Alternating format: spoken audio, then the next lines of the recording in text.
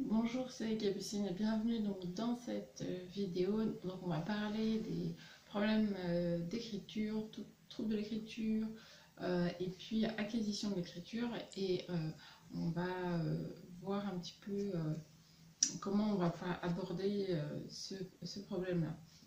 Donc imaginez que vous connaissiez des jeux qui favorisent l'écriture de votre enfant, donc même avant l'écriture, qui vont développer la motricité, que du coup vous savez, vous allez proposer ces jeux, donc l'enfant il va jouer, mais vous savez dans un coin de votre tête que tout ça, ça prépare à l'écriture. Imaginez que vous ayez aussi des astuces pour que votre enfant ait une belle écriture sans qu'il ait besoin de faire de lignes.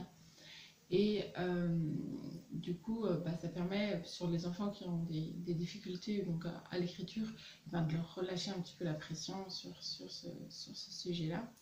Euh, L'objectif, c'est que voilà, en 3 semaines, vous puissiez avoir une amélioration près de 50% de l'écriture. Et puis si vous êtes un ostéopathe ou professionnel kinésithérapeute, toutes les personnes qui sont en relation avec les enfants, et bien qu'en 2 séances, vous puissiez vraiment avoir une amélioration nette de l'écriture avec ce que je vais vous expliquer après.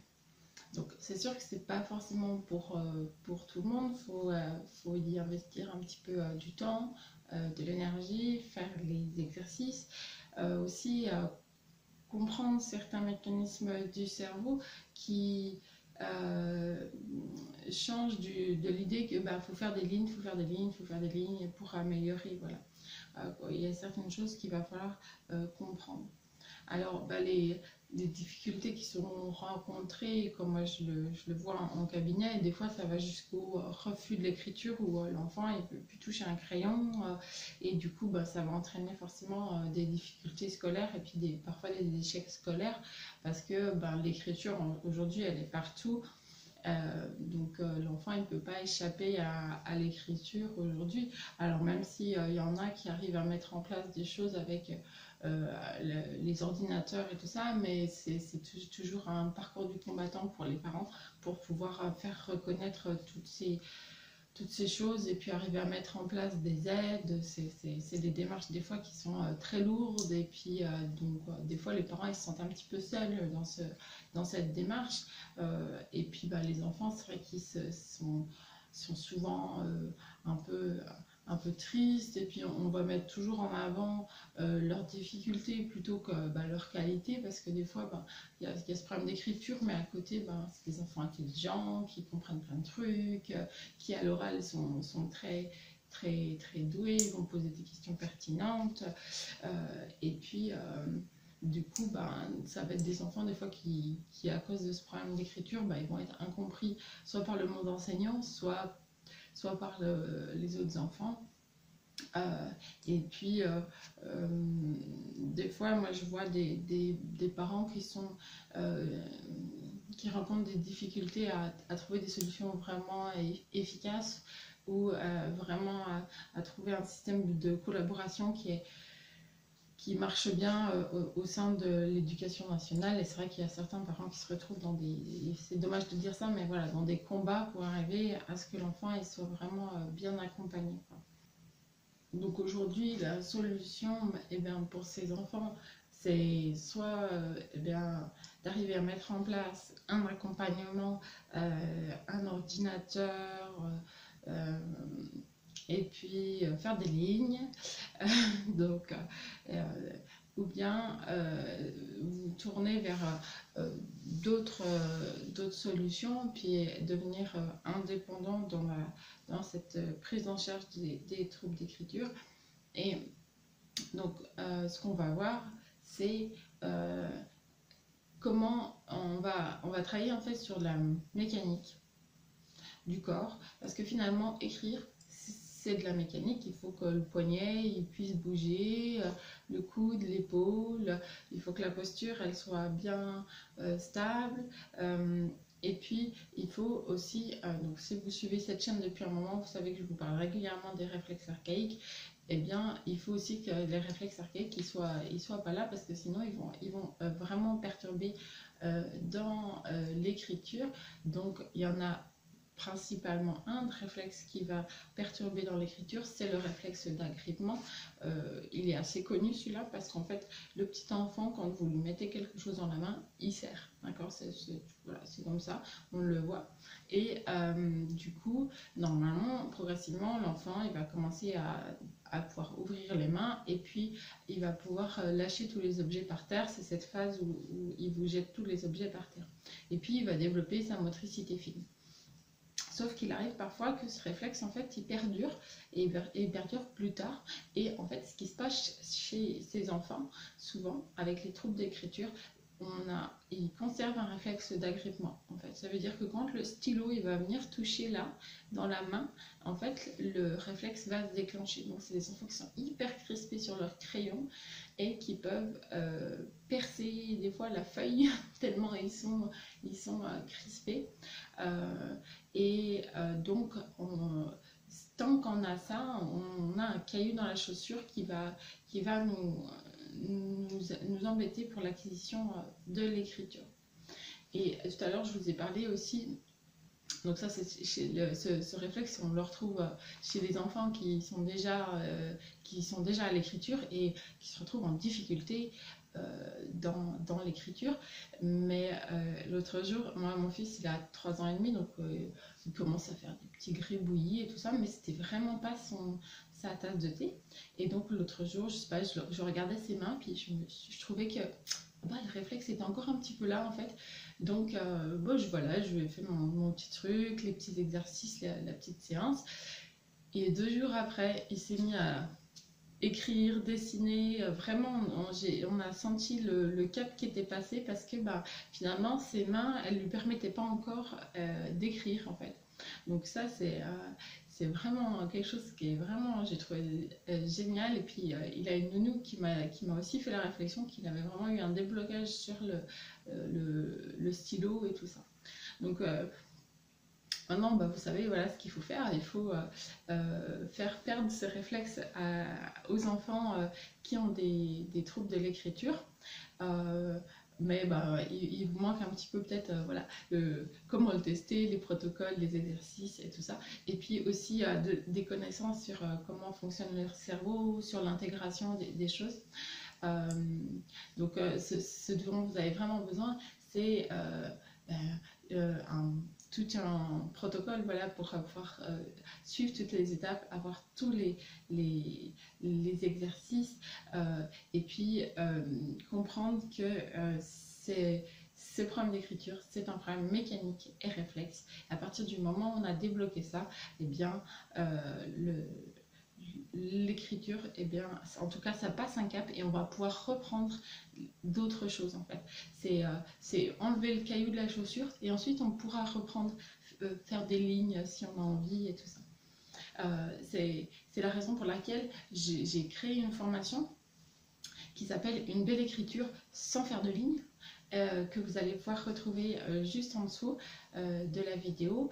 Et c'est vraiment, vous allez vraiment voir que vous allez pouvoir lâcher la pression pour un temps aux enfants en leur disant tu vois, c'est pas toi, c'est ton réflexe, il t'embête et tu sens à chaque fois que je te touche, tu serres, et puis à chaque fois que le crayon il vient s'appuyer dans la main, tu serres aussi. Donc du coup déjà les enfants en général ça leur fait du bien parce que du coup ils se disent c'est pas moi, je veux dire, parce que des fois on va leur dire fais un effort et puis donc ils sentent qu'en fait c'est pas eux, c'est qu'il y a un truc qui se fait tout seul en fait dans leurs mains qu'ils n'arrivent pas à contrôler par rapport au réflexe et puis ils vont pouvoir avoir des exercices qu'ils vont pouvoir faire eux-mêmes et tout ça avant chaque session d'écriture pour pouvoir inhiber un peu ce réflexe.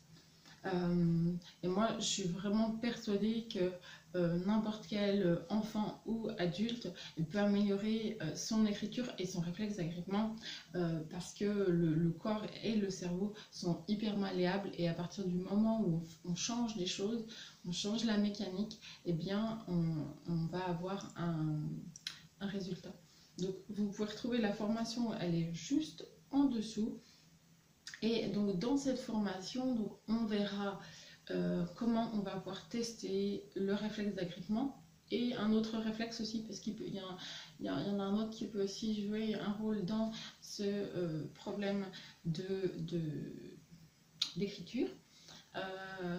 On verra aussi une petite partie pour un peu plus pour les ostéopathes, les kinés, parce qu'on peut aussi avoir des blocages poignets, coudes, épaules dans les problèmes d'écriture, un petit peu aussi dans la posture. Et puis on verra aussi une partie sur l'intégration système 1, système 2 et puis les répétitions espacées. Voilà, on verra d'autres choses aussi qui vont nous permettre ce passage-là.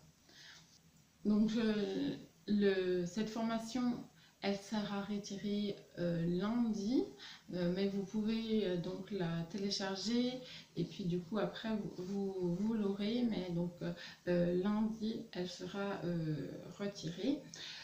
Donc imaginez que une fois que vous ayez fait ces exercices, que votre enfant en fait il prenne du plaisir à écrire, qu'on sent que le stylo il glisse sur la feuille et il n'y a plus ce côté crispé, tendu ou contrainte. Allez, on fait les devoirs, il faut écrire et il trouve toujours 1000 excuses pour pas le faire et que c'est inconfortable. Une fois que le corps il est libéré, l'enfant forcément il prend plus de plaisir dans l'écriture. Et du coup, vous allez pouvoir devenir plus autonome dans la gestion de ce problème, parce que finalement, on peut toujours faire le choix d'attendre que le système mette en place des choses ou voilà, attendre après quelqu'un. Mais je trouve que finalement, des fois, on est un peu déçue et que finalement moi j'ai toujours fait le choix d'être autonome. J'avais besoin d'une information, j'avais besoin de quelque chose, je me forme, j'apprends et je me débrouille pour que ça marche comme je veux et pas forcément d'attendre qu'il y ait quelque chose qui change dans le système. Et moi je vous encourage vraiment à faire ça, devenir plus autonome. À chaque fois que vous avez un problème avec pour vous ou pour vos enfants, aujourd'hui internet c'est quand même génial, toutes les connaissances elles sont là et puis vous cherchez, vous trouvez et puis vous formez et puis et du coup on est plus je trouve que c'est aussi plus valorisant pour soi de pouvoir faire des choses et tout ça quoi. Du coup voilà, donc vous allez pouvoir être autonome dans la gestion de ce problème d'écriture. C'est vraiment sympa d'avoir ces connaissances. Du coup, les devoirs, c'est plus serein, vous avez des petits exercices à faire avant, vous allez avoir des outils aussi pour comprendre ce réflexe d'agrippement et puis libérer les tensions du corps de l'enfant. Et puis en plus, le réflexe d'agrippement, on va se rendre compte qu'en fait, on va pouvoir le retrouver aussi chez l'adulte en fait. Par exemple, là je pense plutôt aux ostéopathes ou aux kinés, hein.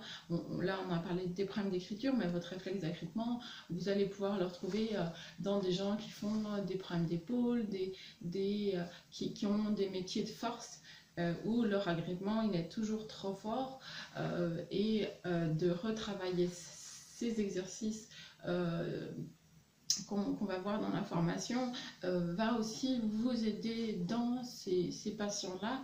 Et moi je sais que c'est vraiment des exercices que j'utilise peut-être pas tous les jours, mais tous les 2 jours, je vais utiliser ce genre d'exercice au cabinet pour libérer un poignet, une épaule, parce qu'il y a un réflexe d'agrippement qui est toujours un peu là ou qui n'est pas assez fort. ça dépend un petit peu.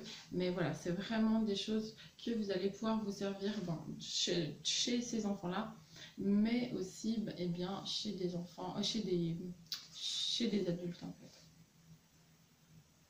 Concrètement, comment ça marche? Donc, vous allez recevoir des vidéos où je vais vous montrer eh bien, toutes les étapes, les tests du réflexe, les traitements, les exercices, plus les petites vidéos explicatives sur système 1, système 2, et puis les répétitions espacées.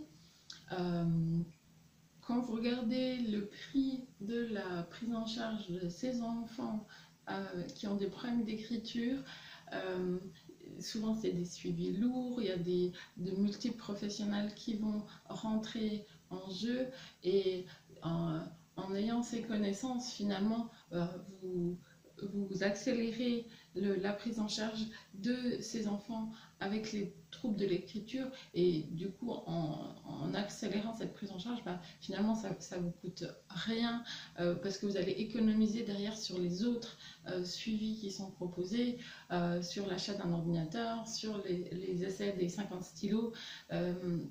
Différents parce que en fait il y a des fois les enfants sont voilà, tellement crispés qu'ils percent la feuille. Donc je me souviens d'une maman, elle me dit mais j'ai essayé je sais pas combien de stylos parce qu'en fait à chaque fois ils perçaient tout le temps la feuille et puis voilà c'est des enfants qui ont des suivis des fois assez impressionnants parce que aussi il y a des enfants qui ont plusieurs troubles qui vont se cumuler en fait. Donc si on économise déjà de ne pas avoir ce problème de réflexe d'agrippement qui est présent, et ben voilà, on économise aussi du temps et de l'énergie pour cet enfant.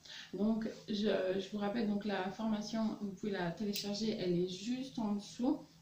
Et elle sera retirée donc lundi et donc on se retrouve tout de suite pour que je vous montre comment on peut tester si ce réflexe est toujours là. À tout de suite.